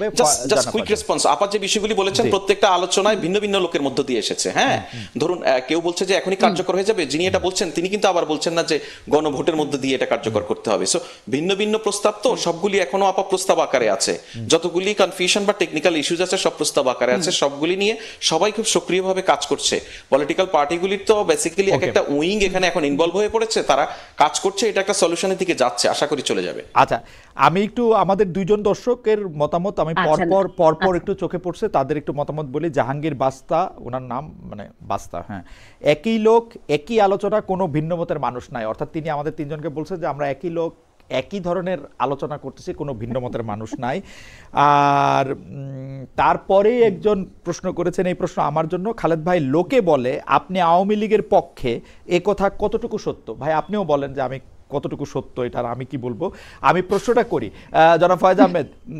প্রশ্নটা হচ্ছে যে সম্প্রতি প্রধান উপদেষ্টা প্রেস সচিব জনাব শফিকুল আলম অনেকটা সরকারের ভাষ্য হিসেবেই বলেছেন পৃথিবীর কোনো শক্তি ফেব্রুয়ারি জাতীয় নির্বাচন ঠেকিয়ে রাখতে পারবে না। সেই বক্তব্যে তিনি কার্যক্রম নিষিদ্ধ থাকা আওয়ামী লীগের সাম্প্রতিক ঝটিকা মিছিল নিয়েও কথা বলেছেন। এই প্রশ্নটি আসলে জনাব অধ্যাপক ওয়ারাও একটু নিশ্চয়ই বলবেন। নির্বাচন আয়োজনে তার বক্তব্য কি আওয়ামী লীগের প্রতি হুঁশিয়ারি, নাকি জুলাই মিত্রদের মধ্যে যারা নির্বাচনে অনাগ্রহী তাদেরকে আকৃষ্ট করার জন্য? তা আপনারা কি মনে করতেছেন যে আওয়ামী লীগ আসলে ইলেকশনটা পিছাতে চাইতেছে অ্যাক্টিভলি? হ্যাঁ, এটা আমরা শুধু মনে করছি না, নানানভাবে আমরা এরকম গোয়েন্দা তথ্য পাচ্ছি, নানানভাবে তাদের কার্যক্রমের মধ্যে প্রতিফলিত হচ্ছে। আওয়ামী লীগ এবং আওয়ামী লীগের সঙ্গে নানানভাবে সহযোগিতা করে এমন নানান স্বার্থান্বেষী অংশই কিন্তু নির্বাচনটাকে পিছিয়ে দিতে চায়। আমি আপনাকে খুব করে বলি যে যখন এই সরকার দায়িত্ব গ্রহণ করেছিল তার পরপরই আওয়ামী লীগ কিন্তু খুব নির্বাচন চেয়েছিল। কোনো এক কারণে এখন আওয়ামী লীগ মনে করছে নির্বাচনটা হওয়া প্রয়োজন নেই, নির্বাচনটা বানচাল হওয়া জরুরি। অর্থাৎ দেশের মধ্যে একটা অস্থিতিশীল অবস্থা দল কিন্তু নিষিদ্ধ না, দলের কার্যক্রম ইলেকশন কি নিতে পারবে? আপনি আমার চেয়ে ভালো জানেন, ইলেকশন কি নিতে পারবে? দল নিষিদ্ধ না বললে। খালিদ ভাই, আমি আপনাকে বলি, আপনি ইলেকশন করতে পারবে কিনা সেটার একটু উত্তর দিব। আর দল হিসেবে যেটা নিষিদ্ধ বলছেন, আনফরচুনেটলি এটাকে আমি আমার সরকারের প্রতিনিধিত্ব করছি হিসেবে ধরবেন না। ধরুন আমি একজন নাগরিক হিসেবে বলি, আওয়ামী লীগ কি আসলে কোনো দল, মানে রাজনৈতিক দল? এই বিষয় নিয়ে অনেক প্রশ্ন আছে। সেটা তো আলাদা করে আলোচনা করতে পারি। আমি সেজন্য বলছি যে আগে নির্বাচন করতে চাইছিল, এখন নির্বাচন করতে চায় না, এখন চাইলেও তো পারবেন কিনা সেই প্রশ্নের জবাবে যদি নির্বাচন পর্যন্ত মানে নির্বাচন অনুষ্ঠান করা এই সরকারের পক্ষে সম্ভব হবে কিনা, যদি প্রশ্নটা আপনার এরকমই আমি বুঝে থাকি, সেক্ষেত্রে আমি বলবো নির্বাচন অনুষ্ঠানের ক্ষেত্রে দেখুন, মানে এটা অনেক বড় উদাহরণ বা এটা জাতীয় রাজনীতিতে অনেক বেশি প্রভাব তৈরি করতে পারে বলে আমি ব্যক্তিগতভাবে মনে করি না। তারপরেও এটা একটা ছোট হলেও একটা এক্সাম্পল। ঢাকা বিশ্ববিদ্যালয়ের যে ভোট কাস্টিং বা জাহাঙ্গীরনগর বিশ্ববিদ্যালয়ের যে ভোট কাস্টিং, সে কিন্তু 70% এবং 80%-এর কাছাকাছি। দেশের নাগরিকদের মধ্যে কিন্তু ভোট নিয়ে ব্যাপক আগ্রহ রয়েছে। একটি সুষ্ঠু ভোটের জন্য সবচেয়ে বড় নিয়ামক হচ্ছে ভোটাররা যদি সক্রিয় থাকে, প্রার্থীরা যদি ভোটারদেরকে আকৃষ্ট করতে পারে, অটোমেটিক্যালি একটা ভিজিবিলিটি তৈরি হয়ে যায়। সেটা যে সমস্ত গ্রুপ বা যে সমস্ত স্বার্থনীতি মহল নির্বাচনকে বানচাল করার চেষ্টা করবে, সেটা ভেস্তে যাবে। ওকে, এই প্রসঙ্গে অধ্যাপক আর আপনি কিছু বলবেন? মানে কেন উনি জনাব শফিকুল আলম বলছেন যে আওয়ামী লীগ ইলেকশন ঠেকাইতে চায়, আপনি ওইরকম মনে করেন কিনা? এক্স্যাক্টলি, আমি এবং সেটা আমার সহ আলোচকও বললেন, কিন্তু আমার কথা হচ্ছে আওয়ামী লীগ কি কোথাও তাদের কোনো ওয়েবসাইটে কোথাও এই ধরনের কোনো কথা বলেছে যে আমরা চাই নির্বাচন না হোক, আমরা নির্বাচনকে বানচাল করে দিতে চাই? এই ধরনের আমার মনে হয় বলেছেন অফিসিয়াল আনঅফিসিয়াল বলা যাবে না। শেখ হাসিনা যিনি পালিয়ে ভারতে অবস্থান করছেন, তিনি কিন্তু সেখান থেকে নানান সময় নানান হুঙ্কার দিচ্ছেন। তিনি সাম্প্রতিক একটি বক্তব্যে আমরা যেটা দেখেছি, তিনি বলেছেন যে প্রফেসর ইউনূসের অধীনে কোনো নির্বাচন হবে না। ওকে, মানে আওয়ামী লীগের বক্তব্য হিসেবে যদি আওয়ামী লীগের বক্তব্য এখনো সে ধরনের পাওয়ারফুল একটি জায়গায় আছেন যে তার বক্তব্যটি আপনি কিছু মনে করবেন, আপনি তো অপরাধ বিজ্ঞানের শিক্ষক, আমি মনে করা দিয়ে কিছু বলতে চাই না। আমি প্রতিটি ছোট এবং বড় থ্রেটকেই স্বাভাবিকভাবে আইন শৃঙ্খলা বাহিনী যেভাবে অ্যানালিসিস করে তাদের যে ধরনের মেকানিজম তৈরি করা দরকার, তাদের যে ধরনের প্রস্তুতি থাকা দরকার, সেভাবে নিবে বলেই মনে করি। থাকতেই পারে যে কোনো নির্বাচনের আগে থ্রেট থাকতেই পারে। আমি আপনার সঙ্গে একমত, বলছি যে থ্রেট থাকতেই পারে, কেউ ষড়যন্ত্র করতেই পারে, কেউ অনেক ধরনের থ্রেট দিতেই পারে, কিন্তু সেটিকে আসলে কেন্দ্র করে একটি মন্তব্য যখন আসে, আমার কাছে মনে হয় যে বিষয়টাকে আপনারা অনেক সিরিয়াসলি নিচ্ছেন। না, আমার কাছে যতগুলি ঘটনা, ছোট থ্রেট বড় থ্রেট, সবগুলিকে সিরিয়াসলি নিচ্ছি। ওকে, ঠিক আছে, ছোট থ্রেট বড় থ্রেটের মধ্যে এখন যারা জামায়াতে ইসলামী যখন পিআর বা অন্যান্য বিষয় নিয়ে আসলে আন্দোলনে যাচ্ছে, বলতেছে আগের নির্বাচন মানে গণভোট না করে জাতীয় নির্বাচন করা যাবে না, তাদেরকেও আপনারা মনে করেন যে এটা আসলে আওয়ামী লীগকে ফ্যাসিলিটেট করার জন্য তারা করতেছে, নাকি আওয়ামী লীগ যে নির্বাচনটা বানচাল করতে চায় এটা তারা বুঝতেছে না? আপনি গোয়েন্দা সংস্থার কথাও বলতেছিলেন, ফয়েজ আহমেদ। হ্যাঁ, যে দেখুন, আওয়ামী লীগ নির্বাচন বানচাল করতে চায়, এটা আমি বোধ করি আমাদের দেশের সবগুলি ক্রিয়াশীল গণতান্ত্রিক রাজনৈতিক দল বোঝে। এবং বুঝে বলেই আপনি যদি এই যে জামাত সহ বেশ কিছু ইসলামিক রাজনৈতিক দল এখন যুগপৎভাবে পিয়ার পদ্ধতির দাবিতে আন্দোলন করছে, আপনি একই সঙ্গে দেখুন তারা কিন্তু আলোচনার টেবিল থেকে নিজেদেরকে প্রত্যাহার করে নেয়নি, তারা আলোচনায়ও আছে। অর্থাৎ গণতান্ত্রিক প্রক্রিয়া যা যা হওয়া দরকার তার মধ্যেই আছে। এবং আমরা এই সরকার যেভাবে পরিচালিত হয় তার একটা অন্যতম ধরন হচ্ছে রাজনৈতিক দলগুলির সঙ্গে প্রকাশ্য অপ্রকাশ্যে নানান ধরনের যোগাযোগের ভিত্তিতেই হয়। সেক্ষেত্রে আমাদের কাছে এখন পর্যন্ত রাজনৈতিক দলগুলি থেকে এমন কোনো বার্তা নেই যে বার্তার ফলে আমরা মনে করি এই এক্সিস্টিং পলিটিক্যাল পার্টিগুলির কেউ না কেউ নির্বাচনের জন্য বাধা হয়ে উঠতে পারে। ওকে, সর্বশেষ প্রসঙ্গ, এই প্রসঙ্গের মধ্যে অধ্যাপক ওয়ারার কাছ থেকে আমরা শেষ কথা শুনবো। আমি জনাব ফয়েজের কাছে একটু শুনতে চাই যে ভারতের সাথে এই সরকারের সম্পর্ক নিয়ে আমরা নানা ধরনের কথা শুনতেছি। এক হচ্ছে যে এই সরকার আসলে ভারতের মতোই, মানে আওয়ামী লীগের মতোই আসলে ভারতের সাথে এক ধরনের কি বলবো তেলতেলে সম্পর্ক বজায় রেখেছে, এক ধরনের অনুগামিতার সম্পর্ক বজায় রেখেছে। সীমান্তে হত্যা থামে নাই, পুশিন চেষ্টা আছে, রপ্তানি বাণিজ্যে নানা ধরনের বাধা আছে, আদানির বিল বেশি করে দেওয়া হইতেছে, যেটা আগেও দেওয়া হইতো, ইলিশ মাছ পাঠানো হইতেছে, আম পাঠানো হইতেছে। ডক্টর ইউনূস শেখ হাসিনার মতোই এর মানে আওয়ামী লীগের আমলে যেসব চুক্তিগুলি শেখ হাসিনা করেছিলেন বলে বলা হয়েছে তার একটাও কোনো প্রকাশ্যে আনা হয় নাই, বাদ করা তো অনেক দূরের কথা। আপনাদের আসলে এই ব্যাপারে কি অবস্থান? আমি এই সমস্ত বিষয়ে খালিদ ভাই একটা ছোট্ট উদাহরণ দিলে সম্ভবত আপনার এবং আপনার দর্শকদের কাছে পরিষ্কার হয়ে যাবে। একটু আগে একজন দর্শক আপনাকে কমেন্ট করেছে না যে খালিদ ভাই আপনাকে আওয়ামী লীগ মনে করা হয়, আপনি আসলে আওয়ামী লীগ কিনা? এটা অনেকটা এরকম আমাকে আওয়ামী লীগ মনে করা হয়। আর আরেকটা বিষয় মনে সেটা বলেন, বলছে যে আপনি কতটা আওয়ামী লীগ না কি জানি। ও আচ্ছা, হ্যাঁ হ্যাঁ হ্যাঁ, কাছাকাছি, ঠিকই বলছেন, রাইট। সো ওই আর কি, এই ভারতের সঙ্গে সম্পর্ক বা অন্য কোনো দেশের সঙ্গে, শুনেন এই সরকারের সহ বাংলাদেশের বর্তমান কূটনৈতিক যে সম্পর্কের জায়গায় পজিশনটা খুব পরিষ্কার। আমাদের সব দেশের সঙ্গে সম্পর্ক থাকবে, সুসম্পর্ক থাকবে, সেটা হবে ন্যায্যতা এবং হিসার ভিত্তিতে। আমরা কাউকে আন্ডিও কিছু দিব না, কারো কাছ থেকে আন্ডি কিছু চাইব না। সেইটা তো আপনি বই খাতার কথা বললেন, কিন্তু আওয়ামী লীগের সাথে শেখ হাসিনা যে গোলামের চুক্তিগুলি কূটনৈতিক সম্পর্কটা খুব বই খাতার ভাই, গোলামের চুক্তিগুলি করছিল সেগুলি সামনে আনেন নাই কেন? কূটনৈতিক সম্পর্ক বই খাতার, ডক্টর ইউনূস বইলা আসে যে ইয়াসুদা নিয়ে যাব। শুনেন আমি এখানে বলি, আপনি যে চুক্তির কথা বলছেন আমি আপনাকে অনুরোধ করব এটা নিয়ে আপনি প্রয়োজনে একটা টিম নিয়ে আলাদাভাবে কাজ করেন। এটা নিয়ে অনেক কিছু করা যাবে, করার সুযোগ আছে খালিদ ভাই। মানে আপনি আমারে তো কাজ দিতেছেন, অ্যাসাইনমেন্ট দিতেছেন, আপনি তো আমারে অ্যাসাইনমেন্ট দিতেছেন, মানে আপনারা নিজেরা অ্যাসাইনমেন্ট দিয়েন না। পাবলিকলি যেহেতু আসে নাই, পাবলিক অনেক কিছু খালি তো অনেক কিছু যেহেতু পাবলিকলি আসে নাই, অনেক কিছু মানুষ সময় মতো নিশ্চয়ই জানতে পারবে। এসব নিয়ে অনেক কাজ হচ্ছে। আচ্ছা ঠিক আছে, আমি শুধু একটা বিষয়, আমাদের গবেষক দল, আমি অধ্যাপক উম্মে আওয়ারের কাছে যাওয়ার জন্য আমি একটু মানে আমাদের গবেষকদের মধ্যে জনাব তায়েব আমাকে একটু দুইটা লাইন আপনার উদ্দেশ্যে পড়তে বলছেন। এক, এটা হচ্ছে রোহিঙ্গাদের প্রসঙ্গে, আমরা এটা নিয়ে কিন্তু আলাপ করব না, আমি শুধু টাইমটা বলে রাখি। ডোনাল্ড ট্রাম্প তহবিল বন্ধ করার পরে ক্যাম্পের রোহিঙ্গা শিশুদের শিক্ষা কার্যক্রম বন্ধ হয়ে গেছে। দুই, রোহিঙ্গা প্রত্যাবাসন সংখ্যা নির্ধারণ আগের সরকারের ধারাবাহিক একটি কর্মসূচি। আর আমরা কখনো বলিনি এগুলো আমরা করেছি, আমরা কখনো বলিনি, আমরা বলছি যে আগের সরকারের সময় যে রোহিঙ্গা সরকারের নির্ধারণ, সেই নির্ধারণের একটা ভেরিফিকেশন পর্যায়ে ছিল। তারা একটা সংখ্যা জানিয়েছে এবং তারা বিমস্টেকের সময় যে প্রেস কনফারেন্স বা আমাদের যে প্রেস স্টেটমেন্ট, সেটা যদি আপনার দেখার সুযোগ থাকে আপনি দেখবেন একটি বারও আমরা বলি নাই যে আমরা এই সংখ্যা আদায় করেছি বা এই ধরনের কিছু। এটা আমাদের কোনো অপিনিয়ন না। অন্য কোনো জায়গায় যদি কেউ কোনোভাবে বলে থাকে এটা তাদের বিষয়। ওকে, থ্যাংক ইউ। অধ্যাপক ওয়ারা, আপনি যদি এই প্রসঙ্গটার মধ্যে একটু বলেন যে হ্যাঁ, ভারতের ক্ষেত্রে আমি এটা বলতে চাই যে ভারত যে একটি শক্তিশালী দেশ এবং আমাদের তিন দিকে ভারতের সাথে আমরা বর্ডার শেয়ার করি, ভারতের সাথে আমাদের যে বিভিন্ন চুক্তি রয়েছে, বিভিন্ন চুক্তি চলমান, এই বিষয়গুলোকে তো আসলে অস্বীকার করা যাবে না। এখন এক একটি সরকারের সাথে এক একটি দেশের সম্পর্ক কখনো কিছুটা ভালো হবে, কখনো কিছুটা কম ভালো থাকবে, এটা কিন্তু স্বাভাবিক প্রক্রিয়া। কিন্তু কখনোই আমার মনে হয় যে একটি দেশের পররাষ্ট্রনীতি বা কূটনৈতিক কাজগুলো এমন হওয়া উচিত না যে এটি কোনো একটি দেশকে বৈরী ভাবাপন্ন করে তোলে বা একটি অতিরিক্ত বন্ধু ভাবাপন্ন করে তোলে। কাজে সেই জায়গাটিতে আমি বলতে চাই যে আমরা যেহেতু ভারতের যে শক্তিশালী জায়গা থেকে একটি পরাক্রমশালী দেশ, সেটিকে যেমন আমরা অস্বীকার করতে পারবো না, ঠিক একই সাথে আমাদের সার্বভৌমত্বের জায়গা এবং আমাদের রাষ্ট্র পরিচালনার ক্ষেত্রে ভারত হস্তক্ষেপ করবে না। এবং বর্ডারের যে বিষয়গুলো, নদী চুক্তির যে বিষয় গুলো, আপনি যে চুক্তিগুলোর কথা বলছেন যেগুলো আসলে পাবলিকলি সেন্সিটিভ, যে চুক্তিগুলো এখনো সামনে আসেনি, এবং এই অন্তর্বর্তী সরকারেরও এই 1 বছরে সেই সব চুক্তিগুলো নিয়ে এক্সপোজ করা বা সেগুলো নিয়ে কথা বলার কোনো কথাও আমরা দেখিনি এখন পর্যন্ত। আমার মনে হয় যে একটা ব্যালেন্স তৈরি করে আসলে চলতে হবে। এটাকে আসলে ভারতকে বাদ দিয়েও আমাদের পররাষ্ট্রনীতি হবে না, আবার আমাদের রাষ্ট্র পরিচালনায় যেন ভারত প্রভাব বিস্তার করতে না পারে সেই জায়গাটিতেও আমাদের শির দ্বারাটা আসলে শক্ত রাখতে হবে বলে আমি মনে করি।